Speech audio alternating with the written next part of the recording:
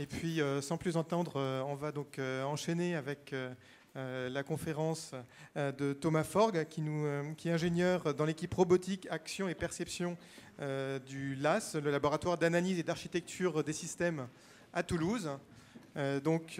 Thomas s'intéresse à l'audition humaine et en quoi elle peut nous aider à comprendre et à concevoir des systèmes robotiques. Donc, son exposé s'intitule « L'audition humaine, modèle pour les robots ».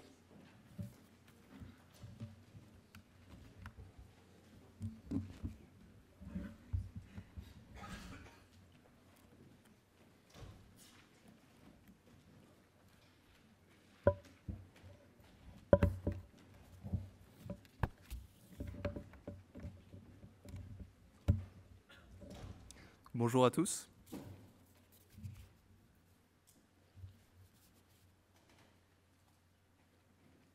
J'attends d'avoir une image.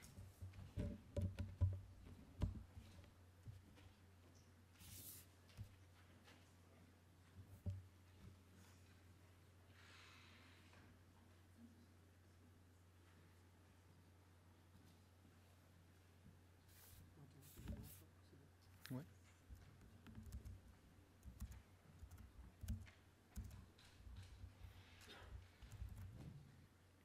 Donc bonjour, je suis très heureux d'être là pour vous faire cette présentation. Merci d'être venus si nombreux, vous êtes vraiment très nombreux. On va commencer ici. Je m'appelle Thomas Forgue, je suis ingénieur en robotique. Je travaille sur un projet qui s'appelle le projet 2 Ears et qui mêle un peu robotique et audition. Avant de continuer, je voudrais juste remercier toute l'organisation de la journée Sciences et Musique pour cette invitation. Alors, je vais surtout vous parler de science, peut-être un tout petit peu de musique, mais en tout cas, je vais beaucoup vous parler de son. Voilà, pour rentrer dans le sujet, en fait, ce qu'on voit, c'est qu'on est doté d'un sens, l'audition, qui est quand même des capacités formidables. On n'y pense pas parce que ça fait partie de notre quotidien, mais localiser un son, quand quelqu'un nous appelle, quelqu'un qui est derrière nous, on sait que ça vient de derrière, on va se retourner. Être capable d'identifier la nature d'un son, pouvoir dire si c'est un bruit de moteur de camion, si c'est un chien qui aboie, si c'est un bébé qui pleure, on est capable d'identifier les sons. On est aussi capable de focaliser son attention sur une source sonore particulière, c'est ce qu'on appelle l'effet cocktail party. Donc vous êtes dans une soirée, il y a plein de gens, c'est un environnement très bruyant, et vous êtes en train de parler avec une personne, et vous allez faire abstraction de votre environnement sonore pour vous concentrer juste sur la personne qui est en train de vous parler. Tenez, prenez par exemple des pingouins, ils vivent en groupe, ils sont des dizaines et des dizaines de milliers sur la banquise, et la maman pingouin, quand elle sort de l'eau et qu'elle veut retrouver son petit, qu'est-ce qu'elle fait en fait? Elle écoute. Elle va écouter parmi tout ce brouhaha, elle va être capable de reconnaître le cri de son petit et de le localiser, de savoir dans quelle direction il est. C'est quand même assez incroyable. On peut dire que quand même la nature est très bien faite. Donc en fait, la nature, elle nous dote de capteurs, nos oreilles, nos yeux, qui permettent de percevoir le monde qui nous entoure. Et donc cette information, on va l'assimiler, on va la sélectionner, l'organiser et la traiter dans notre cerveau. Voilà, on voit déjà tout de suite apparaître le rôle essentiel du cerveau, on va pouvoir en parler un petit peu plus. Donc voilà, on est doté de capteurs pour percevoir le monde. Alors, regardez cette sauterelle là, cette sauterelle, elle a des oreilles qui sont situées dans les articulations de ses pattes. C'est une découverte qu'on a faite il y a quelques années. C'est les plus petites oreilles du monde animal. Et en fait, on a découvert une petite cavité avec une membrane et derrière un fluide sous pression qui réagit aux ondes sonores. Un fonctionnement assez similaire, bien que bon, dans le principe, il y a des similarités en tout cas avec l'oreille humaine. Donc, quand on observe la nature, on se dit, on serait tenté quand même de réussir à reproduire tous ces prodiges sur un système tel qu'un robot, pouvoir mettre des oreilles sur un robot, avoir un robot qui est capable d'écouter, d'entendre, d'interagir avec nous. Donc, on observe la nature et on va regarder un petit peu comment est faite l'audition humaine et voir comment on peut peut-être essayer de l'adapter sur un système tel qu'un système robotique. Donc on va regarder un petit peu le fonctionnement de l'oreille jusqu'au cerveau, comment l'information sonore arrive à nos oreilles et va subir différentes transformations pour arriver jusqu'au cerveau. On commence par l'oreille humaine. L'oreille humaine, on la sépare en 3 parties. Il y a d'abord l'oreille externe, donc avec le pavillon, c'est ce qu'on voit à l'extérieur, voilà, avec toutes ces formes un petit peu complexes. Le but du pavillon, donc, c'est de conduire le son à l'intérieur du conduit auditif pour arriver jusqu'au tympan. Première remarque déjà qu'on peut faire ici, c'est que la forme de ce pavillon nous aide à localiser les sons verticalement, savoir si un son vient d'en haut, s'il vient d'en bas. En fait, avec cette forme, regardez le petit schéma qui est en bas à droite. En fonction de l'élévation, le chemin qui va être parcouru, les réflexions qui vont s'opérer dans l'oreille seront pas les mêmes. Et donc ça va altérer le son, ça va lui donner une petite couleur qui va être significative de l'élévation du son. Déjà à ce niveau-là, on a déjà un indice qui arrive.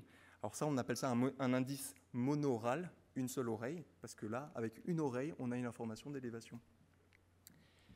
Après, donc, on a l'oreille moyenne qui fait de tout petits os, c'est les plus petits os du corps humain, qui ont pour rôle d'amplifier le signal qui arrive et le transmettre à l'oreille interne, à un niveau d'énergie adapté. L'oreille interne qui est constituée de cet escargot qu'on appelle la cochlée, sur laquelle vient se brancher le nerf auditif qui va partir vers le cerveau. Donc le rôle de la cochlée, ça va être de convertir le signal, l'énergie mécanique, en un signal électrique qui va parcourir le nerf. Si on s'intéresse un petit peu plus à la cochlée, donc cet escargot, on le déroule, on regarde de quoi il est fait. À l'intérieur, il y a des cellules qu'on appelle les cellules ciliées. Et ces cellules, ce qu'on constate, c'est qu'elles ne répondent pas toutes aux mêmes fréquences. Il y a des cellules ciliées qui vont plus être stimulées par des sons aigus, une flûte traversière, une voix de soprano.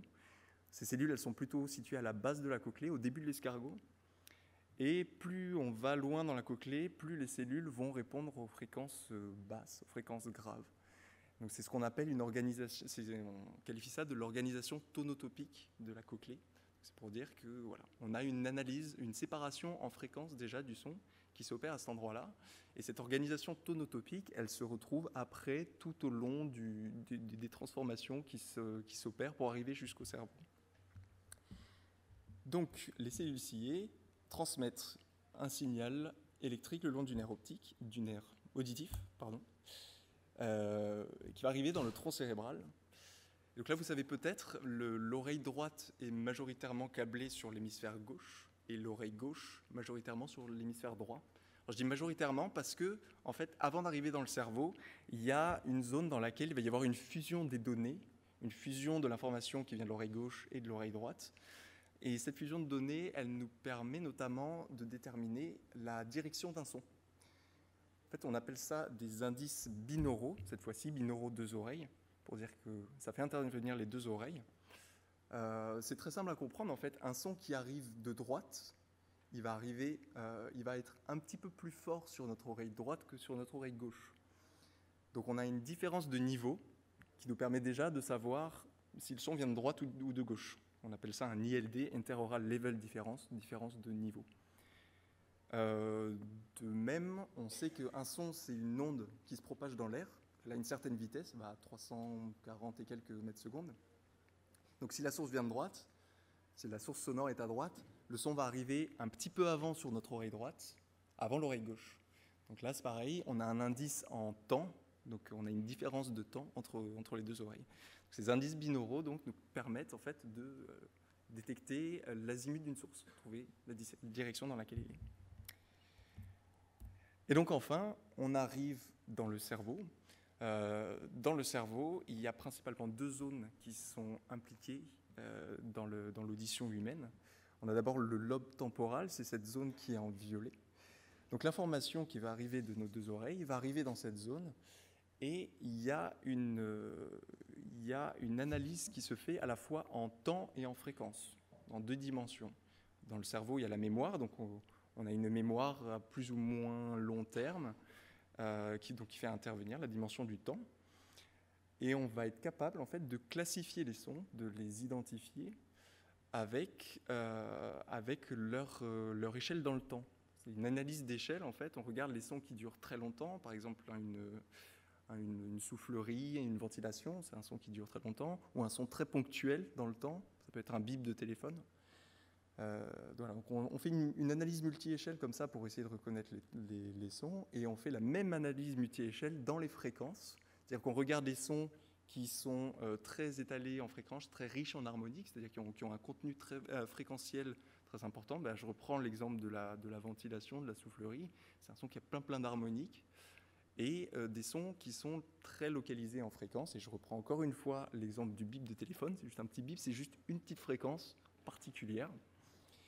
Donc, cette double analyse multi-échelle nous permet de reconnaître, en fait, d'identifier, elle nous aide à identifier la nature des sons. Ça joue un rôle primordial.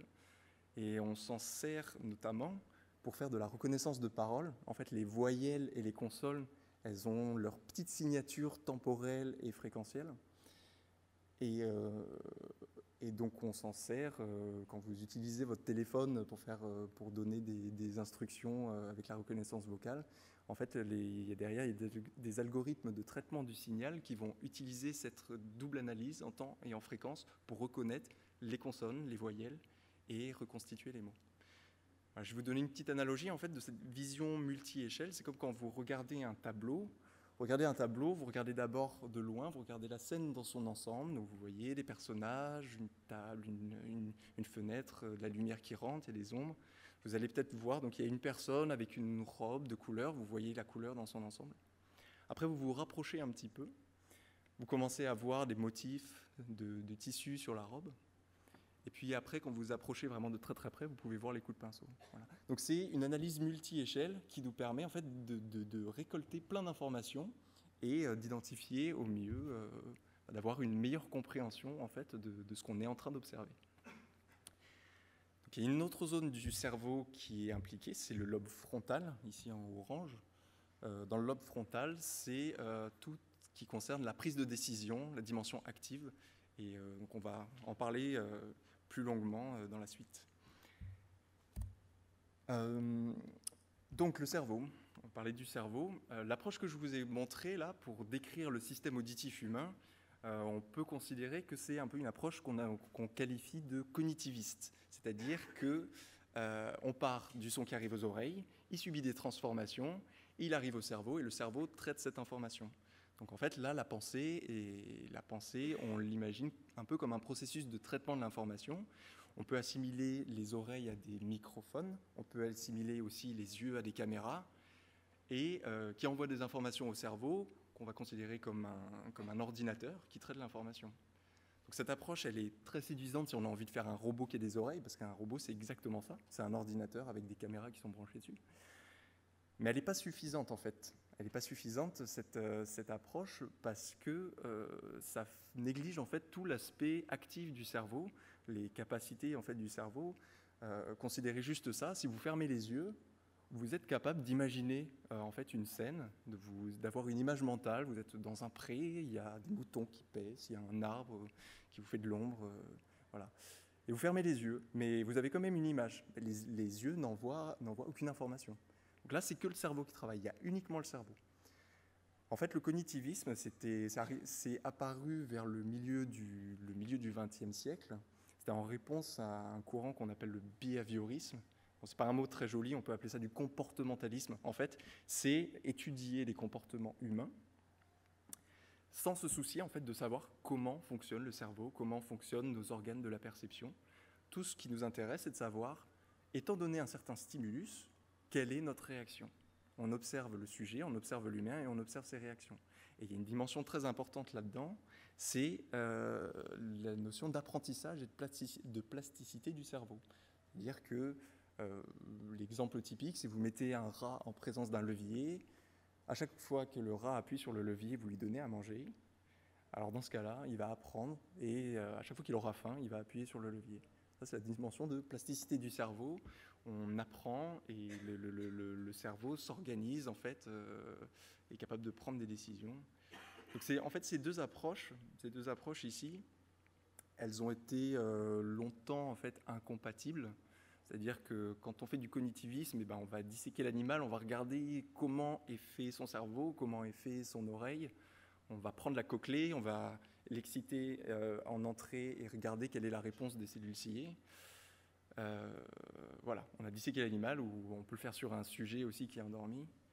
Alors que quand on étudie le comportement, bah là, c'est intéressant d'avoir un humain qui est éveillé, qui peut nous dire ce qu'il est en train de ressentir, à quoi il est en train de penser, comment il réagit.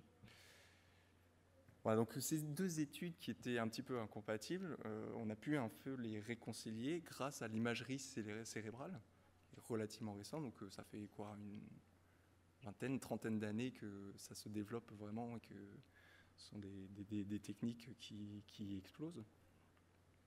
Donc avec l'imagerie cérébrale, on est capable de regarder ce qui se passe dans le cerveau d'un sujet éveillé qui est en train d'interagir avec son environnement. Par exemple, donner un exemple, c'est on étudie un cerveau de quelqu'un qui est en train d'écouter de la musique ou de quelqu'un qui est en train de penser à une petite mélodie, et on se rend compte que en fait, l'activité cérébrale est très très proche dans ces deux types d'activités. Alors je vais vous partager avec vous une petite anecdote que j'ai vue, c'était dans un article, c'est Sting qui a bien voulu se prêter au jeu, et on a étudié son cerveau dans différentes situations, quand il écoutait de la musique, quand il composait de la musique. Et notamment, les chercheurs lui ont fait écouter différents morceaux de différents genres. Ils ont essayé de voir l'activité cérébrale en écoutant ces genres et voir quels sont les genres qui sont similaires, qui provoquent une activité cérébrale similaire. Et ce qu'on constate, c'est que la musique classique est un petit peu à part, en fait. Elle se distingue un petit peu des autres. Ce que vous pouvez voir là sur ce schéma, les genres qui sont proches, en fait, ils ont des connexions très proches les unes des autres. Vous pouvez voir la musique classique, elle est tout à gauche, sur une branche un petit peu à part des autres. Et donc, anecdote, il y a une chanson de pop avec, et cette chanson, c'est une chanson de Britney Spears, Baby One More Time. Ouais. Et c'est assez marrant. Et en fait, j'ai réfléchi un petit peu à ça, et je me suis dit, en fait, cette chanson, quand on l'écoute, elle est composée dans un mode mineur harmonique, pour ceux qui font un petit peu de musique. C'est un mode qui est extrêmement utilisé en musique classique, donc bon, je ne sais pas si ça explique ça, mais ça pourrait être une explication en tout cas. Donc, le cerveau, il est très actif, il perçoit l'information, mais il ne fait pas juste que recevoir l'information et la traiter, il choisit de s'intéresser à son intérêt, il choisit de changer sa perception en fonction de l'environnement qui l'entoure. Et aussi, il faut bien voir que c'est un tout. On n'étudie pas que l'audition, on n'étudie pas que la vision, c'est l'ensemble des informations qui nous parviennent, qui nous permettent de nous placer dans un contexte, de savoir dans quel contexte on est, voilà, dans quelle scène on est. Donc, voilà, on va parler de multimodalité pour dire qu'on va combiner tous les sens, en fait. Notamment, par exemple, là, je parlais de la vision et de l'audition. Et donc, le cerveau est dans un contexte et il analyse la scène dans un contexte. Imaginez, vous êtes dans une rue, vous entendez un chien qui aboie. Bon, ben, vous n'allez pas y prêter attention, vous êtes dans une rue, il y a un chien qui aboie, c'est tout à fait normal. Maintenant, imaginez qu'il y a un chien qui aboie maintenant, ici, dans cette salle. Là, je pense qu'on va tous se retourner, on va se dire, mais qu'est-ce qui se passe? Il y a un chien ici. Pourtant, c'est exactement le même son. C'est exactement le même son qui est parvenu à nos oreilles. Mais il n'a pas suscité la même réaction de notre cerveau, parce que notre cerveau est dans un contexte, il analyse la scène dans un contexte. Donc je vais vous faire écouter, pour rester sur cette thématique du contexte, je vais vous faire écouter un petit son que voici. Alors je vais vous faire écouter deux extraits en fait. Il y a un premier extrait, bon, c'est le même schéma, c'est une petite mélodie, une petite pause et deux notes. Et ces deux notes, vous allez me dire si ça monte, tut, ou si ça descend, tut. Voilà. Alors la mélodie, bon, c'est pas du tout musical, vous verrez, mais bon, peut-être que vous aimerez. Mais bon, c'est parti. J'ai pas de son. Est-ce que j'ai du son? Ouais. Alors, est-ce que ça monte ou ça descend, les deux notes à la fin? Je les remets. Ça monte. Il y en a qui disent que ça descend? Intéressant, d'accord. Maintenant, je vais vous faire écouter le deuxième extrait. Alors, est-ce que je peux dézoomer un peu? Voilà. Deuxième extrait.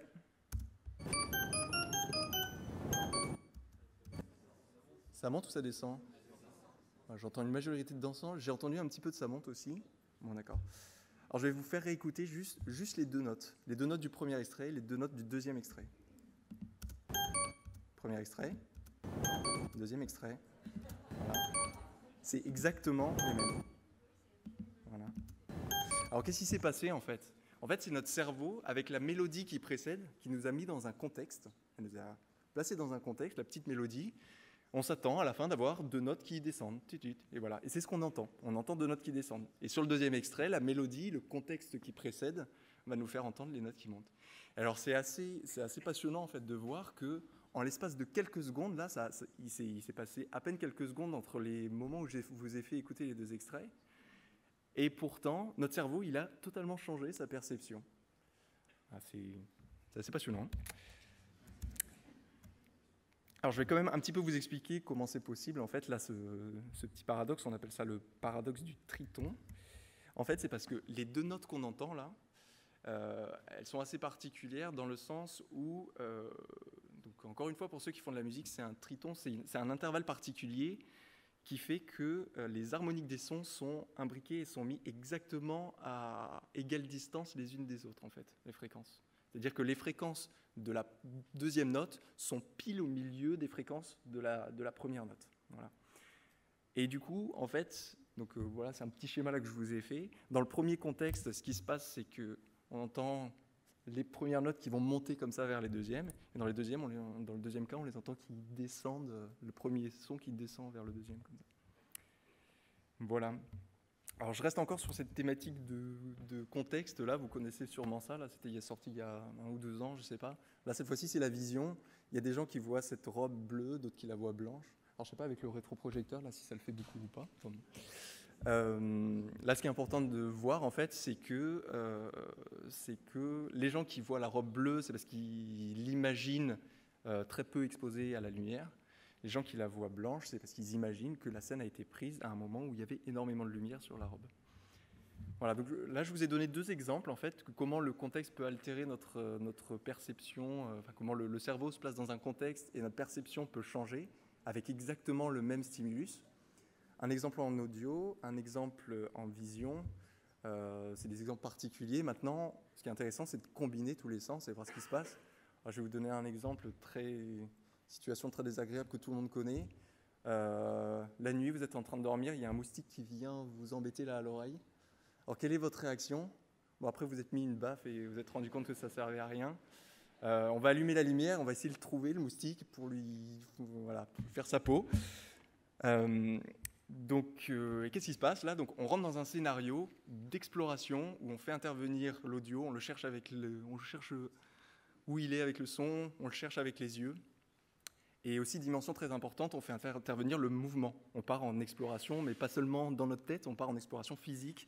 On va bouger notre corps et on récupère l'information et puis on va essayer de trouver ce moustique.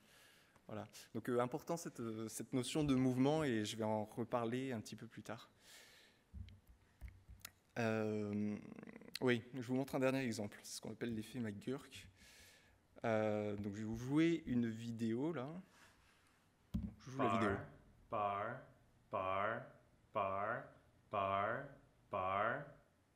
Alors, qu'est-ce que vous entendez? Si vous entendez comme moi, vous entendez bar. Vous entendez un B au début. Vous entendez ça aussi? Oui, non? Vous entendez? Non? Il n'y a pas de piège, c'est un B. Hein. Il est en train de faire un B, donc on entend un B. Deuxième extrait maintenant. Deuxième vidéo. Bar.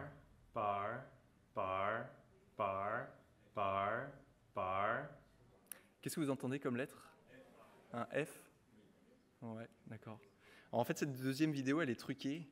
C'est l'audio de la première mis sur quelqu'un qui est en train de faire un F avec sa bouche. Voilà. Donc, en fait, ce qu'on entend, c'est un B, mais notre cerveau, on perçoit un F parce qu'on voit un F. Et il y a une contradiction, en fait, qui arrive sur les sens. Ça, c'est pas du tout naturel, ce qui est en train de se passer. Il y a une contradiction des sens. Les oreilles entendent un B, les yeux voient un F. Et le cerveau, il doit prendre une décision. Alors, voilà, ce sera un F. Et alors, ça ne le fait pas à tout le monde. Hein. Il y a des gens qui entendent quand même un B et qui se disent et qui voient la supercherie en fait. Ils se disent mais non, c'est pas possible, ça marche pas. Bon, voilà, tout ça pour vous parler donc de contexte, le cerveau qui se met dans un contexte, et de multimodalité. Tous les sens rentrent en jeu.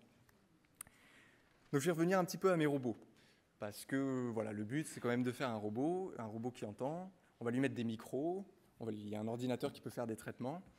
Maintenant, comment on peut essayer d'intégrer toute cette complexité de l'audition humaine pour donner des oreilles aux robots? Alors, je vais juste vous parler un tout petit peu plus de moi. Je vais vous faire un aveu. En fait, je ne suis pas du tout expert en audition, en neurosciences. En fait, à l'origine, c'était mon chef qui devait venir, Patrick Danès. Et puis, il ne pouvait pas venir, donc on m'a proposé d'y aller à la place et j'ai accepté. Voilà, c'est avec plaisir que je suis ici. Donc en fait, moi, je suis ingénieur de recherche au LAS, Laboratoire d'analyse et d'architecture de systèmes à Toulouse. Et mes domaines principaux, c'est de l'informatique, je fais de l'informatique, la robotique et du traitement du signal. Donc je travaille sur un projet, je vous en ai un tout petit peu parlé en introduction, le projet Two Ears, 2 oreilles. Ce projet, il vise à fournir un modèle computationnel de l'audition humaine. Modèle computationnel, ça veut dire un ensemble d'algorithmes qu'on peut faire tourner sur un ordinateur, tout simplement. Donc un modèle computationnel de l'audition humaine qui rend en compte un petit peu tous ces phénomènes qu'on a vus, les dimensions actives, la multimodalité en faisant intervenir la vision. Voilà, vous pouvez voir sur la photo, je suis avec 2 collègues, Ariel et Gabriel. C'est une photo qu'on avait prise l'année dernière. On avait organisé un petit séminaire dans le cadre de notre projet Two Ears. Et les participants pouvaient maniper sur des petits robots que vous voyez là, vous en voyez 4.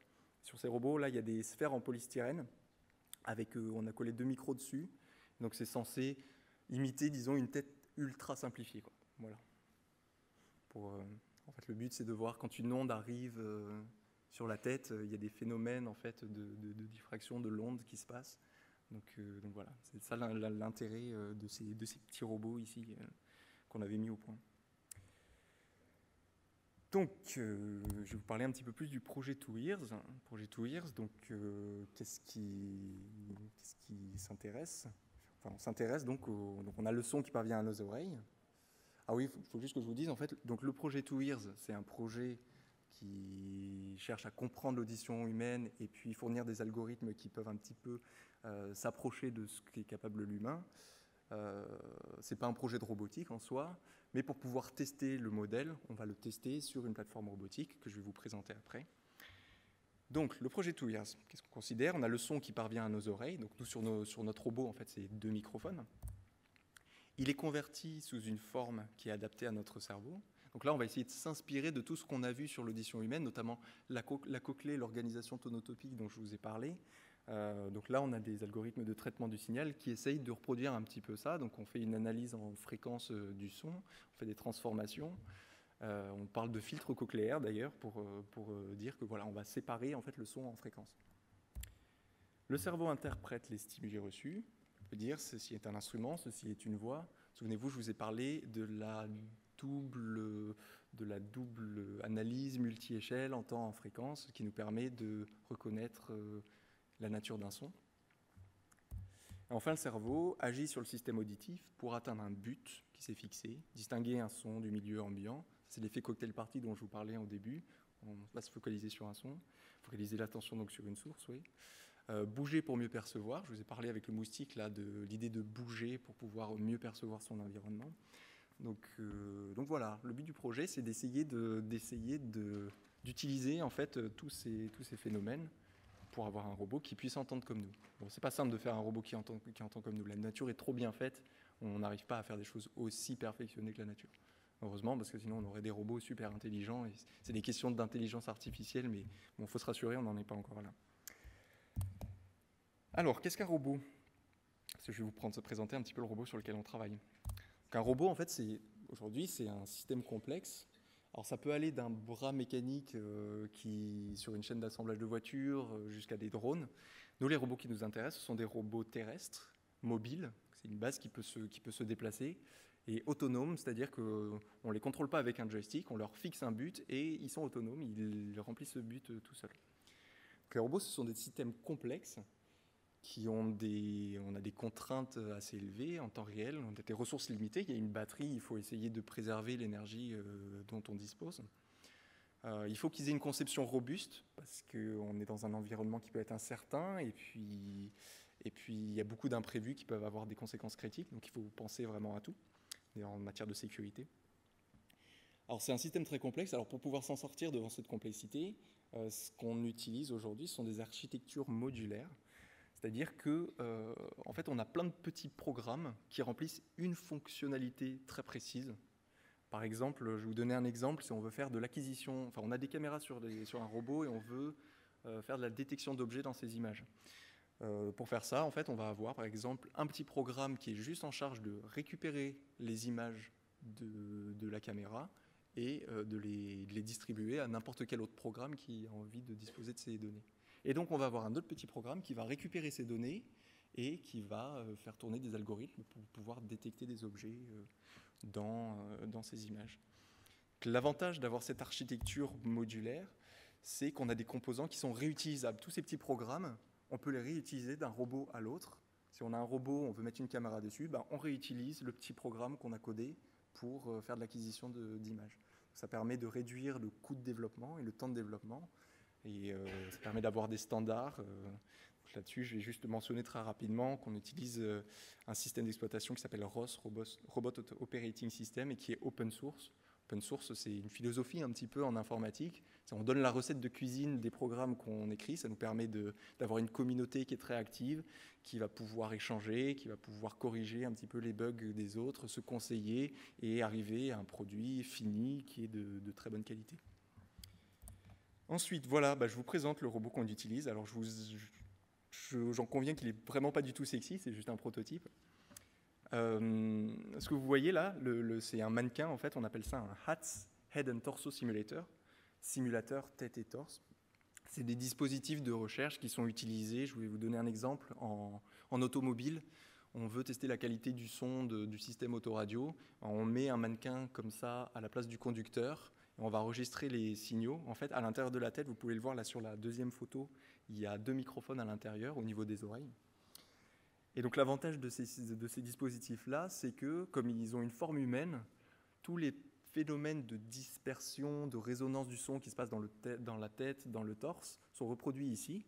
Et le son qu'on enregistre au niveau des micros, il est très très proche de ce que nous, humains, on entend. Je vous conseille par exemple d'aller regarder des vidéos sur Google, vous tapez enregistrement binaural. Binaural, c'est toujours cette idée de 2 oreilles.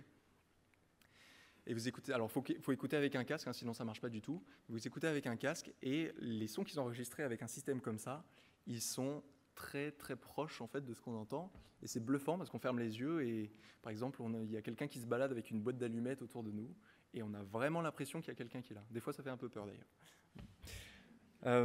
Donc voilà notre robot qui est fait avec un simulateur tête et torse. On a parlé de la dimension là, de se déplacer pour récupérer de l'information sur notre environnement. Donc pour ça, on a mis le robot sur une base mobile qui peut se déplacer et on a mis un moteur aussi à l'intérieur du torse pour pouvoir contrôler la rotation de la tête. Voilà, et enfin, je vous ai parlé de multimodalité. On veut rajouter de la vision, donc on lui a fait des super lunettes que vous pouvez voir là, pour qu'il puisse voir aussi, qu'il puisse pas seulement entendre. Bon, je vais vous montrer un exemple d'application pour terminer. Alors, ce qu'on va faire, on va essayer d'estimer en fait l'azimut d'une source. Je vous avais parlé là des ILD, ITD, ces indices pour savoir si le son vient de droite ou de gauche. Le son arrive un petit peu avant sur l'oreille droite, il arrive un peu plus fort. Nous, on arrive très bien à le faire. Quand on est sur un robot, ce qui se passe en fait, c'est qu'on regarde. Alors, si le son vient de tout droit, il arrive exactement en même temps sur les 2 oreilles. Mais considérez si il est exactement derrière le son, il arrive aussi en même temps aux 2 oreilles. Donc en fait, on a du mal à savoir si le son il vient de devant ou s'il vient de derrière. S'il y a un léger décalage, si on le reçoit légèrement avant, à droite le son, il peut être légèrement devant à droite ou il peut être légèrement derrière à droite. Et donc en fait, il y a une ambiguïté avant-arrière. Il y a en fait 2 directions possibles de la source sonore qui sont symétriques par rapport à l'axe interoral, qui est ici en jaune. Et ce qu'il faut, c'est essayer de désambiguiser, en fait, trouver la bonne direction. C'est soit devant, soit derrière, il faut qu'on trouve. Et donc là, ce qu'on peut faire, c'est juste tourner la tête et regarder ce qui se passe si on tourne la tête. En fait, l'axe de symétrie, il change. Et donc les 2 directions, elles changent. Alors en fait, la direction de la vraie source, elle reste la même. Regardez. Et la fausse direction, elle change. À partir de là, on peut dire, en fait, ça change derrière, du coup, c'est pas derrière, c'est devant. La source, elle est devant, elle est dans cette direction. Donc là, le mouvement nous a permis d'apporter de l'information et de voir, en fait, de mieux localiser la source. Alors, juste noter là que on arrive à retrouver la direction. Par contre, on ne connaît pas la distance. Le son, il peut être très loin, il peut être très près. On sait que c'est dans cette direction, mais on ne sait pas encore. Là, après, il va falloir bouger un petit peu plus. Bon, alors là, ce que je vous fais, c'est vraiment une explication très simplifiée pour comprendre le grand principe. En fait, après, il y a plein de phénomènes à prendre en compte. On est dans une pièce, il y a des réverbérations. Donc, le son, il peut y avoir des sources parasites sur les murs. Après, la tête, là, quand je dis le son, il arrive exactement en même temps sur les deux oreilles. Bon, c'est pas forcément tout à fait vrai. Il y a la tête entre les deux qui subit des transformations sur le son. Voilà. En vrai, les modèles, ils sont beaucoup plus compliqués que ça. Mais voilà, ça donne l'idée quand même générale. Voilà, je vais vous montrer un exemple d'application. Donc exactement ce que je viens de vous montrer, là, tourner la tête pour désambiguiser entre avant et arrière. Donc ça, c'est une expérience qu'on avait faite. Alors je vous explique un petit peu. Est-ce qu'on voit ma souris? Ouais. Donc le robot est ici. Là, il y a une source sonore qui est ici. C'est un haut-parleur donc qui émet du son. Et sur l'écran là, donc on visualise la localisation de la source qu'arrive à faire le robot. Alors le robot là, il est représenté par le petit cercle bleu ici. Il regarde dans cette direction là. La source, c'est le point rouge ici. Et donc toutes les ellipses que vous voyez là, c'est le résultat de la localisation que fait le robot. Donc là, on est au début, il ne sait pas du tout où est la source, donc il dit « je me considère une zone là, circulaire dans laquelle je pense que la source est. » Et pour l'instant, je ne sais pas où elle est. Et donc ce qu'on va faire, on va faire tourner la tête pour voir, pour essayer de trouver la direction du son.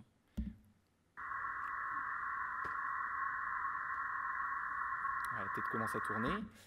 Alors, je vais juste vous montrer. Je remets. La tête tourne. Voilà. Là, on voit l'ambiguïté avant-arrière dont je vous parlais. Il y a deux directions possibles, une devant, une derrière. Et la tête va continuer à tourner et l'hypothèse qui est derrière, elle va disparaître. Vous allez voir. Voilà. Il ne reste plus que la bonne direction de la source. Deuxième exemple, là, on ne va plus faire une rotation, on va faire une translation, on va passer devant la source. La source est ici et on fait passer la tête comme ça devant la source. Je vous montre ce qui se passe.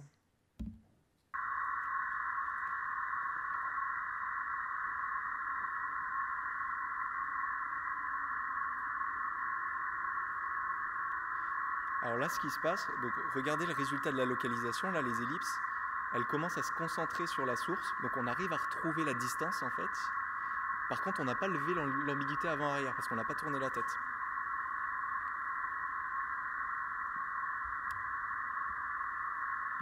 Et donc, troisième exemple. Là, cette fois-ci, on ne fixe pas un mouvement au robot d'avance.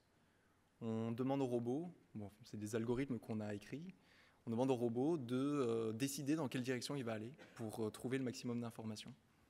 Et ça donne ça.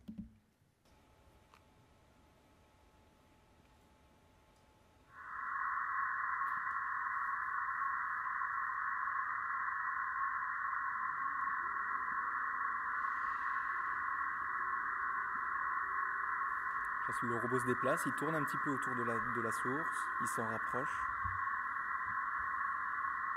Et si on regarde le résultat de la localisation, mince. Voilà, résultat de la localisation, là les ellipses, elles sont assez recentrées sur la source, on a réussi à quand même assez bien la localiser cette source. Donc ça c'est le travail de Gabriel qui est à droite là sur la vidéo, un doctorant au labo où je travaille. Voilà, donc ma présentation touche à sa fin. Donc, je vous ai mis quelques références. En fait, surtout si ça vous intéresse un peu plus, c'est les aspects cognitifs, les aspects de cerveau, audition et cerveau. Je vous conseille la vidéo de Shiab Sharma sur YouTube, How do we make sense of the acoustic world. Je lui ai pris quelques idées de ma présentation, elles viennent de sa présentation à lui. Donc, voilà, donc je vous remercie pour votre attention. Et puis, si vous avez des questions, merci.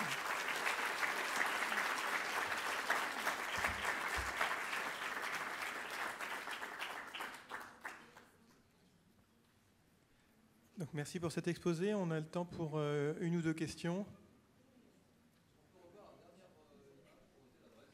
Oui, bien sûr.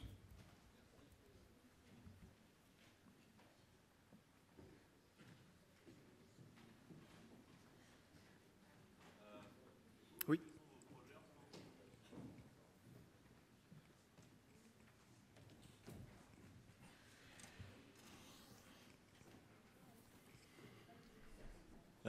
Du coup, vous nous avez présenté ça, mais Oui. vous travaillez encore là-dessus maintenant ou qu'est-ce Oui. que vous faites en ce moment? Oui, tout à fait. Donc le projet 2 Years, qui a duré 3 années, va bientôt toucher à sa fin. Il reste 2 ans, 2 mois. Donc voilà, je vais être encore là-dessus pendant les 2 prochains mois. Puis après, on verra bien. Et juste, du coup, là, vous avez réussi à trouver la source d'un son qui est émis. Oui. Et il vous reste quoi à faire? Alors, il y a encore des travaux à faire, notamment, par exemple, sur la reconnaissance de genre. Enfin, on a des personnes qui parlent et on veut savoir si c'est un homme, c'est une femme. Enfin, il y a des travaux à faire. Après, je suis peut-être un petit peu mal placé pour répondre à ça. Moi, sur le projet, en fait, je m'occupe principalement de la plateforme robotique. Donc, ce que je fais, c'est que je fournis à mes collègues un robot qui est capable d'entendre, qui est capable de bouger, qui est capable de voir. Et eux, ils vont intégrer leurs algorithmes. Mais bon, il y a plein de pistes à explorer. En fait, il y a toujours moyen d'améliorer les algorithmes. Il faut savoir que c'est pas facile hein, d'obtenir des résultats qui sont vraiment fiables. Donc voilà, on essaye de rester en fait à jour de toutes les nouvelles techniques qui peuvent se faire en traitement du signal pour pouvoir voilà, remplir des tâches comme celle-là, la localisation de source. Ouais, enfin, je reste là sur l'exemple de localisation de source. Là, on était quand même dans un cas assez simple où on avait une seule source, elle est immobile, et c'est un son, le son que vous entendez là, c'est un bruit en fait qui a un contenu spectral qui fait que c'est particulièrement facile d'entendre en fait, de le localiser. Après, si on a envie de localiser des sons, de la musique, c'est un tout petit peu plus complexe. Et, ça peut prendre plus de temps au robot de trouver la source. Donc voilà, il y a vraiment plein de pistes à explorer encore. C'est le principe de la robotique, quoi. C'est vraiment c'est un milieu qui se développe petit à petit et on est encore aux prémices. Alors ça dépend quand même dans quel domaine. Là, on a vu principalement l'audition, mais en robotique, il y a la vision qui est beaucoup plus développée, qui est à un stade beaucoup plus avancé, parce que ça fait bien une trentaine, une quarantaine d'années qu'on a mis des caméras sur des robots et qu'on essaye de faire plein de choses, de la détection de personnes, de la reconnaissance de visage, des choses comme ça. Mais bon, voilà, on n'est pas encore prêt d'avoir des robots autonomes chez nous. Ça va mettre, je ne saurais pas dire combien de temps ça va mettre, mais voilà, c'est un domaine où il y a vraiment plein de choses à faire. Voilà. Est-ce que vous pensez... Oui. Bonjour, merci pour votre présentation. J'avais une question, est-ce que vous avez des domaines d'application concrets ou au terme de vos recherches en domaine industriel ou médical, par exemple? Oui, tout à fait. Alors en fait, bon, le projet 2 Years, c'est quand même un projet de recherche qui s'effectue très en amont en fait, de tout le développement qu'on peut faire. C'est-à-dire que nous, on va développer une brique, l'audition en robotique, qui pourra servir après à plein de projets qui feront intervenir ce sens-là. Bon, il faut quand même savoir que sur le projet, pour tester les modèles qu'on développe, on les met quand même dans des scénarios concrets.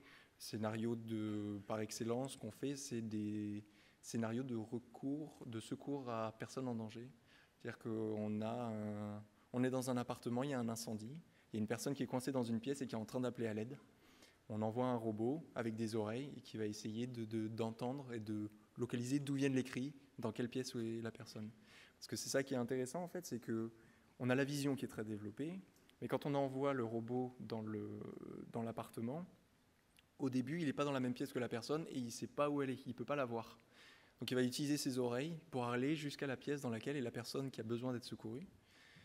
Et à ce moment-là, là maintenant qu'elle est dans le champ de vision, on va pouvoir voir, identifier un petit peu mieux dans quelle position est la personne, de quoi elle a besoin, etc. Voilà, c'est un exemple d'application. Merci encore pour ce bel exposé. Je vous en prie. Si vous avez d'autres questions, je vous propose de les garder pour un petit peu plus tard. Donc on va remercier donc encore Thomas Merci, Forgues. merci beaucoup.